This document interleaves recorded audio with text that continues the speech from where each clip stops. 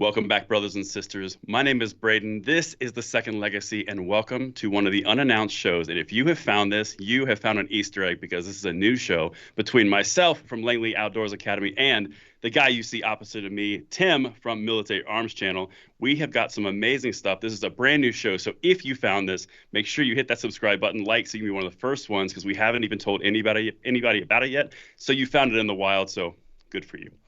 But what we're going to discuss today is something incredibly important. It's in the news. It's everywhere. This is something around a self-defense incident. And with that, I'm going to toss it over to Tim. You kind of want to set it up, and then we'll talk about our special guest we have today?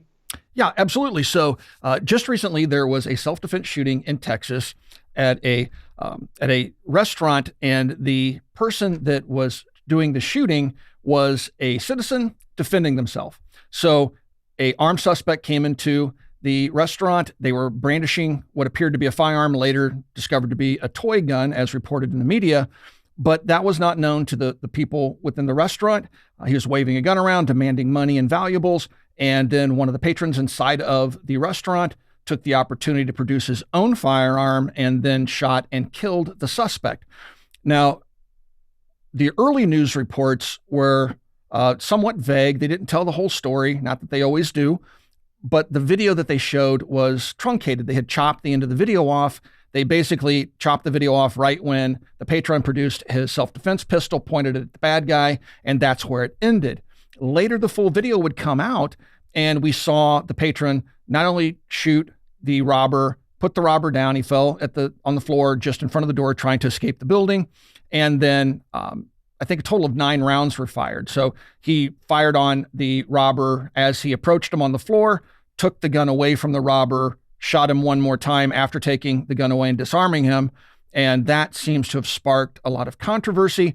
I figured something was a little bit wrong with the narrative of the original story when the police were looking for the suspect. Now, the suspect, I'm calling him a suspect because the police wanted to talk to him.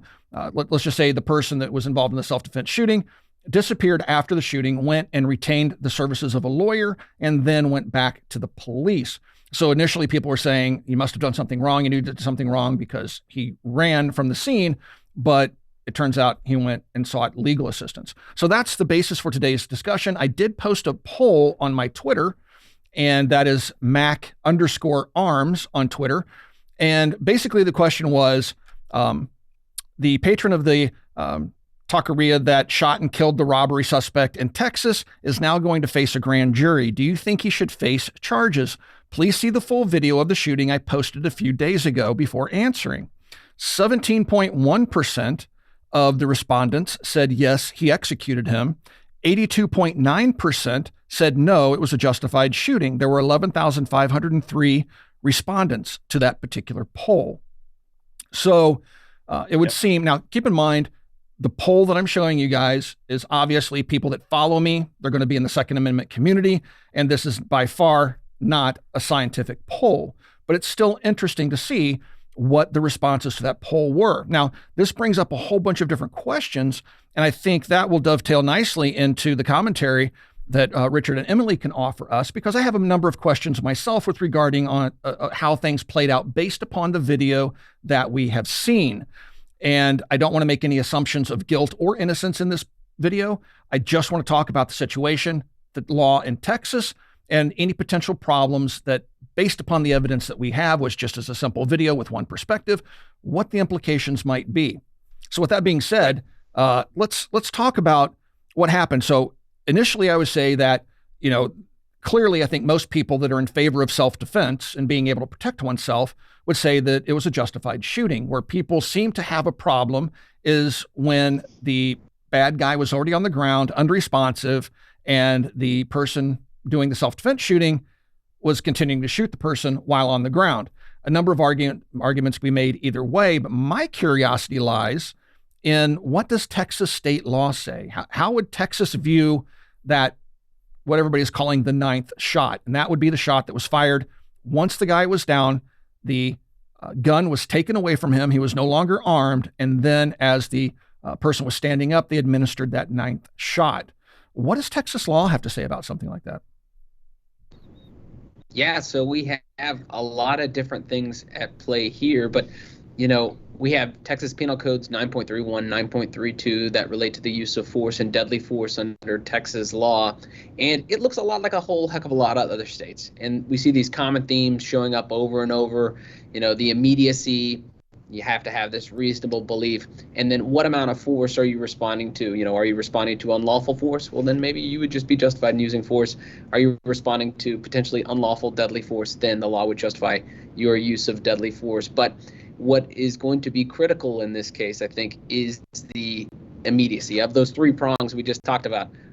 That's what's jury's gonna have a problem with. Exactly. Was that ninth shot immediately necessary to keep yourself safe? Were you still in fear for your life? Was he still in the progress of this armed robbery? What of course looked like an armed robbery turned out just to be a, well, I guess technically it was still an ag rob, yeah. But looked like an armed robbery. No one could know the difference. And that's it's the tough legal question here. And I think strictly from just a, impassionate background, it's tough just based on the black letter of the law. So right. I think, go ahead. Well, first of all, Emily and Richard, thank you so much from the Armed Attorneys. Thank you for stopping in. You guys are kind of jumping onto the channel as it first starts, and I really appreciate that. But one of the big things kind of a question to both of you is, I think the big problem here is what you just alluded to. And I think the real sticking point of this entire situation all lies in the very end of the interaction. Like, for example, in any self-defense incident, if someone's waving around either a toy implement or a real implement, like you don't know because they're acting like it is real, right? That is effectively a self-defense incident. Everything is cut and dried. It's by the book. That's pretty self-explanatory. The part that is really questionable, and this is kind of goes back to the poll, this goes back to the entire debate, that last part where the threat has been incapacitated and there's no longer a threat, at which point does it become something more than a self-defense incident, or is it just extremely efficient self-defense? You know what I'm saying? And I think that's the part, I think you alluded to it a little bit, where we're going to have more of a conversation on a national level than just, it was a self-defense incident. Well, no, now it's self-defense. Is it more? You know what I mean? Right. I have had a very similar situation. I had a client who shot 5 times in self-defense. He shot 1, 2, 3, 4, guy goes down. Then, and there's no eyewitnesses, but there are several what we call ear witnesses, right? People who heard the shots. And everyone who heard the shots say, boom, boom, boom, boom. Pause, pause, pause, pause, boom. And that last one, he's already on the ground. And that client was charged with murder. And ultimately, if this guy does get indicted by the grand jury for murder, it puts him in a really tough spot, because you have to say at the end of the day, am I going to risk 99 years to life in prison for, just arguing in front of a jury?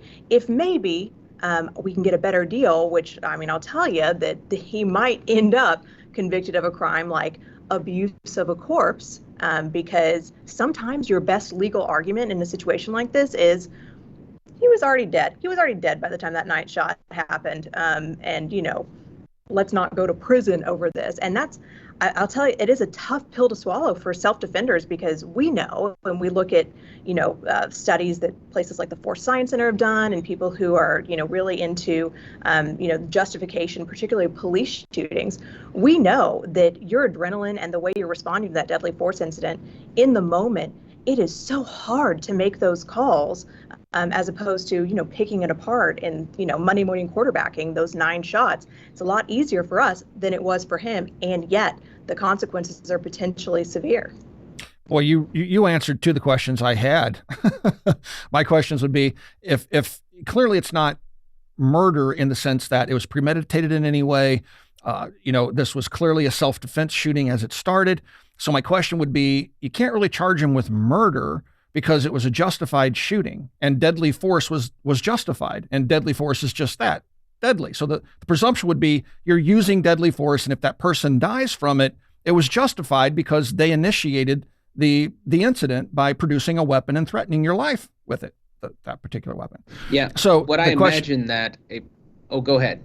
No, but so them being charged with something like abuse of a corpse is actually something that came up with myself and my cameraman. Like, what could they possibly charge him with? And abuse of a corpse was something that came up. I'm like, holy cow, so that is something that's actually a legal possibility.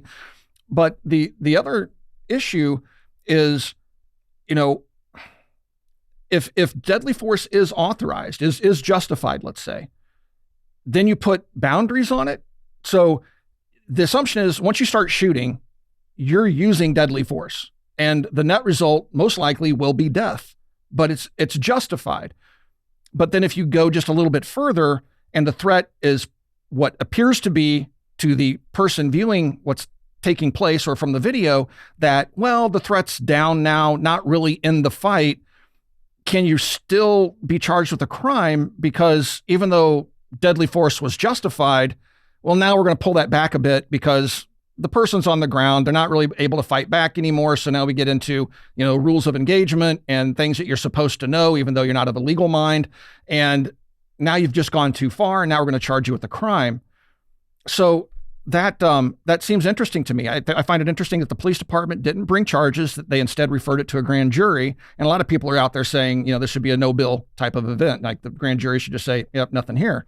So it'll be interesting to see how this all plays out and what, legally this person faces. But, in general, do you guys think that there's a possibility he could actually be charged with murder? Oh, yeah, absolutely. Really? The threshold for a criminal charge is so low. It's probable cause. Did this person in all likelihood, did more likely than not this person kill another person is all they're required to look at. And the answer to that, clearly for all of this is yes. More likely than not, what we're calling the suspect or the defender, what they did they more likely than not kill another person? The answer is yes. Self-defense is a justification to what would otherwise be criminal activity. So it's a plea and abatement. You're not saying I didn't do it. You're saying I did it and I had a really good reason to do it. But because this defense is a affirmative defense, something that you prove up at trial, it's not something that necessarily police, prosecutors, or a grand jury for that matter need to take into consideration before issuing an indictment. All they're looking at is, did defender kill person? More likely than not, yes, they could absolutely charge him with murder. Now, what becomes more difficult at that point is proving, is that ninth shot, but for that ninth shot, would the person have not died? That's what the murder case becomes. And and you made a good point that actually Texas does not take into consideration. So many states, there's this idea of murder in the first degree, and it requires maybe malice, definitely premeditation. In Texas, we have this one degree of murder. Murder is murder. And the only premeditation required for murder is, did you think about pulling the trigger and pulling it? So the only way to get out of a murder charge would be to say, I didn't mean to pull the trigger. So Texas is very, very weird in that regard. So does Texas have stand your ground, castle doctrine, any of those types of laws? Yes. Oh, God bless Texas. Yes, we have all of those things. And so our stand your ground law, and it looks a little bit different in every state, but our state says, so long as you're in a place you're legally allowed to be, you're not committing a crime at the time you committed the alleged offense, and you didn't, provoke the other person, basically trick them into using force as a pretext to use force or deadly force in response. So long as you haven't met any of those three criteria, there is no legal duty imposed on you to attempt to retreat before acting in defense. So that's our stand your ground law. Is there any, real quick, I just want to ask before I forget, is there any law that says there's a certain amount of force that can be applied, and then past that point, it's going to become a criminal act? Well, I'll tackle that one. So it's all contained in our general self-defense law that says that you have to reasonably believe it's immediately necessary. Now, we have a good situation for this guy, should this actually go to trial and a jury consider it, because he's got a legal presumption because he was faced with what appeared to be an aggravated robbery. And when you have that situation, what a jury's looking at actually isn't, were you reasonable? Was it immediately necessary? But the question that the jury's supposed to ask themselves is, was an aggravated robbery occurring? And if that fact is true, then a jury should presume his use of deadly force reasonable. And then it's actually up to the state to overcome that and say, that last bit, that last shot was unreasonable because it was no longer immediately necessary. And we're going to show you that beyond a reasonable doubt. So I know this is very garbled, but lawyers love to garble things because why we keep our jobs, because no one else can understand it. But essentially, the state is going to have to say, we're convincing you beyond a reasonable doubt that that last shot was unreasonable. And only if that is true will he be convicted at trial. Right. And so this brings up an interesting point, and also an amazing opportunity to say that this is not legal advice. We were merely discussing things that occurred. So we're in the clear on that one, YouTube. Thank you. Yeah, I got you. One of the things that's so fascinating about this is because there's so many nuances, and you kind of just touched on it, right? Lawyers have different language. They have different ways and verbiage of presenting things, different laws, different statutes, all these different pieces. I mean, even in your examples that you've done in this conversation, you have a previous example of the exact same situation. Well, not exact same, but a very similar situation, which resulted in a negative outcome. This one could be a positive outcome. Honestly, it all depends really situationally, right? Because you've got a situation where was the person defending himself or others? Absolutely. Was there an imminent threat? Absolutely, no question. And it doesn't even come down to really, was there a reason for a self-defense action? That's obvious. Everyone can see it. It's on video. The part that's interesting, and it kind of goes down to that it's all about that last action. Kind of in your example, the pacing between the pops. An overzealous prosecutor can make that into something that they're not in order to prove a point. A grand jury, depending who you get in that grand jury, can make it a point or make it not a point. There's so many different elements to this. And like you said, in Texas, it's not like you have different degrees. You did it or you didn't do it. I mean, that's... Yeah. And in one more example that our firm handled, we had a case where somebody was trying to run over our client with a vehicle, and they, with 4 shots, hit 3 tires. And the prosecutor's argument in this case were the first 3 shots were fine that struck the first 2 tires. He stepped back and rotated, and that 3rd shot was the shot that was inappropriate, and they charged him with aggravated assault with a deadly weapon for, basically producing a weapon or discharging a firearm towards this guy's vehicle. Now, that's another example, and this person, just for record purposes, was found not guilty by a jury. Well, but it just goes to show. The police testified. Yeah, that was a good... Yeah, finally, the police officer on cross-examination was like, oh, no, if you're going to disable a vehicle, you need to take out all 4 tires. Yeah, he said, yeah, boom, case over. That you never have those moments. But he said a vehicle with 1 functioning tire was still a deadly weapon, was the testimony. And I think that's what the jury hung their hat on. But and this is I think worth looking into for the Taqueria case, going back to that. Were there any movements by the suspect to demonstrate that they were a continuing threat, upon the defender approaching him? A lot of things, and I think you don't hear this said enough, but sometimes cameras lie because we all see something and we don't necessarily know what the defender saw.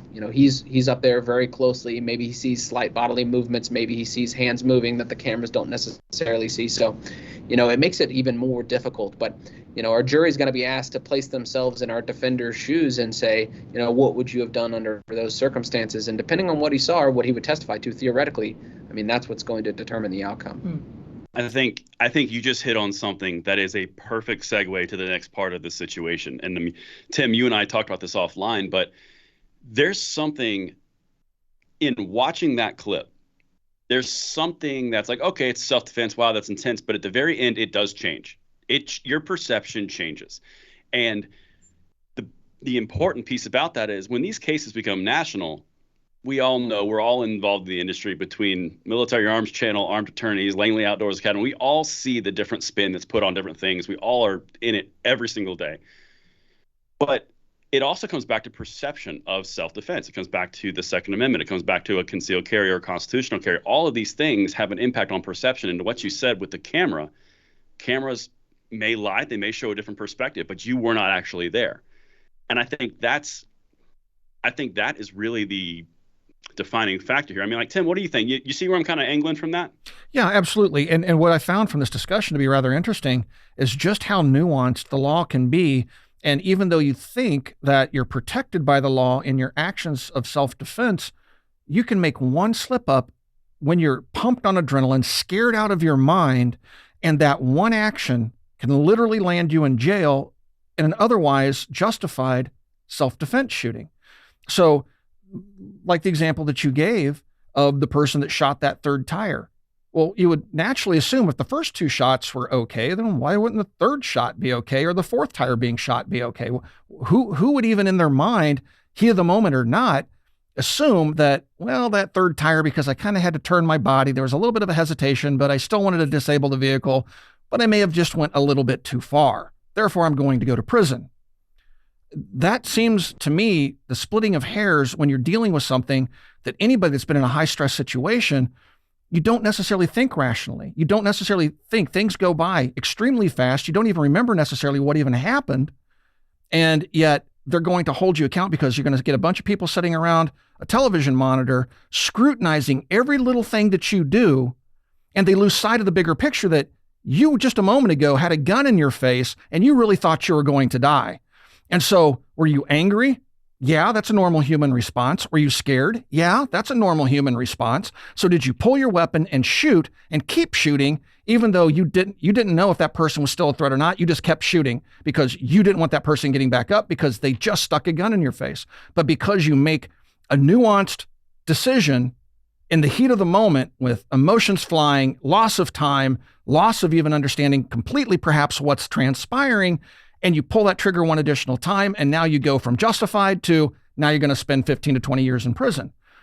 That to me is an interesting aspect to all of this, because a lot of us, and this is one of the reasons why I advocate for the use of something like U.S. Law Shield, because if you find yourself in a self-defense shooting, like in my state, you just assume, well, I have castle doctrine, I have stand my ground, and my state's threshold for the use of deadly force is, being in reasonable fear of death or serious bodily harm. So just being scared that you might seriously be injured is justification in my state to use deadly force. But of course, that changes from state to state. And most people that carry a concealed weapon don't understand the nuances of the law, and they just think that they're justified in their actions, like this man in the restaurant. So to me, this is rather eye-opening, because it really kind of makes you a bit nervous to know that, there's cameras everywhere nowadays, and whatever action you take is going to be heavily scrutinized by anybody that watches that video, especially a jury of your peers. Well, I'll add to that. I think that's a fantastic point, and I'll add to it that in a place like Houston, Texas, Harris County, Texas, those 12 people who are scrutinizing what you did are doing so at the direction of anti-gun elected officials, whose, deputy district attorneys are taking their marching orders from an anti-gun perspective, and it doesn't help. Yeah, and on top of that, and I think a lot of folks think, I'm a reasonable person, I'm going to act reasonably under unreasonable circumstances, and we have high-profile cases like Jack Wilson, the church shooter hero who, identified, stopped a threat, one shot, perfect, everything's captured on camera. Everybody thinks that they're going to have these nice, neat bow cases. And just from our experience in handling and consulting on thousands of these cases, I will say probably 80+% of self-defense cases are in this gray area. More. Yeah, probably higher than that. So everybody thinks they're going to have this clean-cut, black and white self-defense incident, and really most of them are nowhere close to that. Well, that brings up something. I mean, to kind of wrap the conversation, because this has been an incredible conversation. I mean, I've learned actually a whole lot of things I wasn't expecting to know, and the examples were incredible. But that kind of speaks to the idea of, yes, you have the Second Amendment right, 100%. Concealed carry, absolutely. Protect yourself, constitutional carry, 100%. But it's almost like there's an extra level that is so important, because once that lizard brain takes over, you're going to need someone bigger than you explaining what's going on, whether it be, no one has sponsored this, but you're talking about USCCA, you're talking about U.S. Law Shield, like you've got groups. The NRA had a thing at one time and they stopped. There's lots of different organizations that do just that. Honestly, just from the education standpoint, it probably wouldn't be a bad idea just to know the ins and outs to preempt these types of situations from occurring, should, God forbid, they happen to you, and have someone bigger in your corner. Honestly. Yeah, and that's something that we say all the time. And even just knowing the law is not enough. If you just sat down and read the Texas Penal Code or the chapters on justification, you would be you would have you'd be better off than some people, but that's probably only half of the battle. You have to understand the application in the courtroom and how this practically plays out. And there's so few resources for that type of material.